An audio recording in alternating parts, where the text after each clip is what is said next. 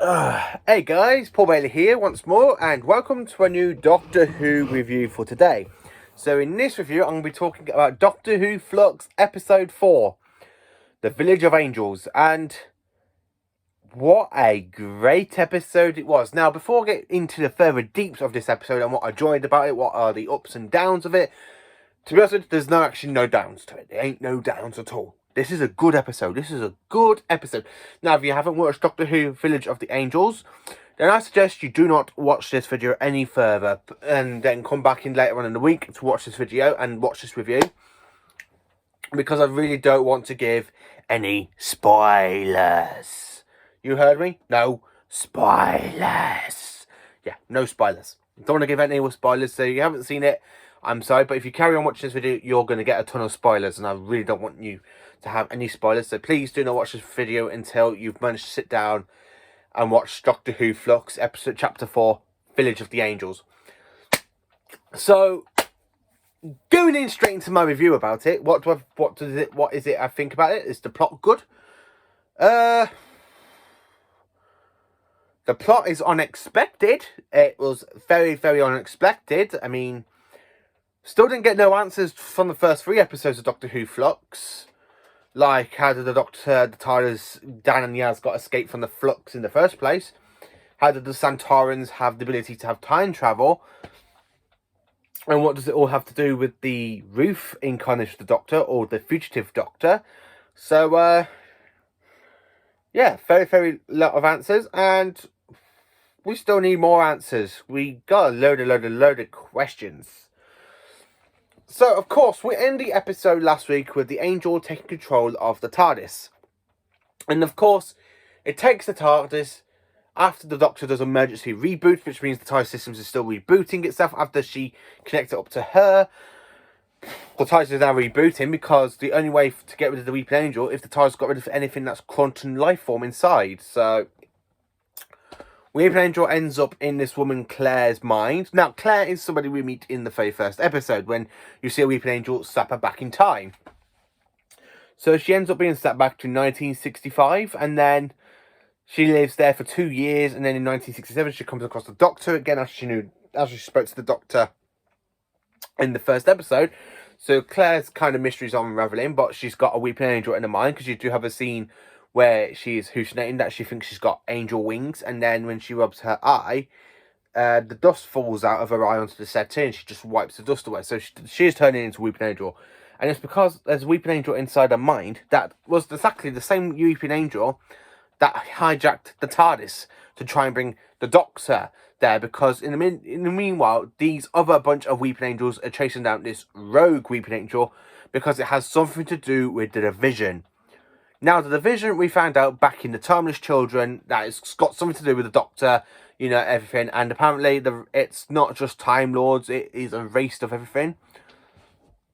Which does lead into the end with the Weeping Angel going, I've made a deal with the Weeping Angel, they can have you instead. And the Doctor gets turned into a Weeping Angel herself, which basically does do something to that theory. Because I did watch a YouTuber's theory a couple of years ago, where they think the Time Lords are Weeping Angels. So it does suit in that theory really well, that the Doctor is Weeping Angel.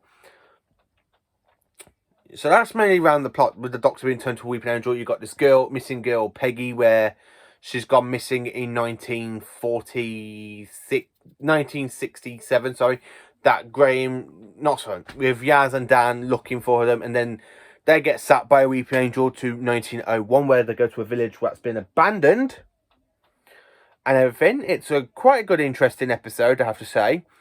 So that's some of the stuff about the episode, because I don't want to give too much away for you, apart from the Doctor being turned into a Weeping Angel, because what? Oh, that bit was so unexpected. When you see it, it's got some good CGI moments when you just got Jodie's Doctor going like that, walking around, then she becomes like a statue. She's like, really can't wait for episode 5. Let's see how the Doctor gets out of being a Weeping Angel. We'll most probably not find out next week. We'll most probably see it happen in episode 6. Because this episode does have a lot of unexplained answers, and it has something to do with the Division, because the Weeping Angels are part of the Division. Now, Again, this is something to do with the Timeless Child story arc. Again, I'm glad that Chibnall hasn't just, swept it onto the carpet and everything. It's got something to do with it. It's got something to do with the Doctor's past. So we are in the middle of finding that out.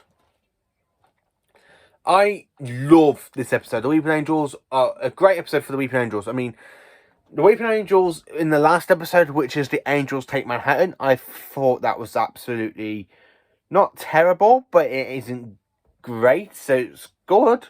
It's good, but not very bad or very good. It's just good. Not great. Not masterpiece. But the Weeping Angels appeared in the show back in 2007 in Series 3 in Blink, which I've got up here. I've got it on the Blu-ray. I'm just going to grab the Blu-ray because it's... Actually, no, I won't. Yeah. In Blink, in Series 3. Then, of course, they returned in Series 5 with Matt Smith's Doctor in Flesh and Stone. Now, the one thing I loved about it is they have actually kept the Stephen Moffat law, with an image of an angel becomes itself an angel. So, the Weeping Angels are literally alive anyway. Even an image of an angel is, in fact, an angel. It's just a great episode. Absolutely enjoyable. Absolutely loved it. I can't believe how good it was.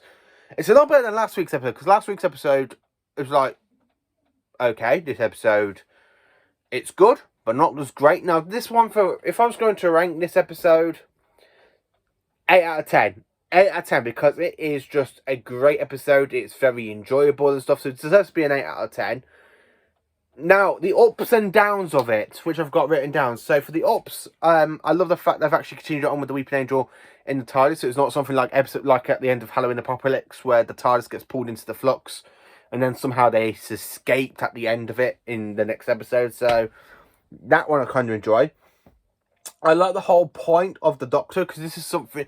Now, Series 12 and 13, or Flux, has got some great Doctor Who arc stories. It's got the 13th Doctor's story arc. Now, the last time we had the story arc for the Doctor, it was in Matt Smith's run, because it had the whole thing with the Pandorica opens, the death of the Doctor, and of course Trenzalore, which was all tied up in the time of the Doctor, where all that was just tied up, and then the Doctor got an extra new regeneration cycle, and Peter Capaldi became the next Doctor. So this story arc, it's so much like Matt Smith's story arc. I mean, with Matt Smith's story arc, for the first series, you had the Doctor, going, the Pandorica's opening, silence will fall. Series 6 is just where the Doctor, you're trying to work around the Doctor's death. The Doctor fakes his death, and then the end of Series 6 and all through Series 7 up to the name of the Doctor is where you're on Trenzalore, and the Doctor goes to Trenzalore into his own future, and he finds that he dies in battle in an ultimate future, because the next time we go to Trenzalore and the whole story arc is revisited again, the Doctor just gets a whole new regenerative cycle. So, do I think Weeping Angel, will Jodie's Doctor become a Weeping Angel full time? No, I really think she will find a way out of becoming an angel. I really do think that, because it's the Doctor. Anything is possible with the Doctor. Right, do I think this is the strongest Weeping Angel episode? It's definitely up there with Time of Angels and Flesh and Stone and Blink. I think this could be one of the masterpiece seasons or masterpiece episodes for the Weeping Angels, because the Weeping Angels, after, how can I say this, in Series 6, Series 7,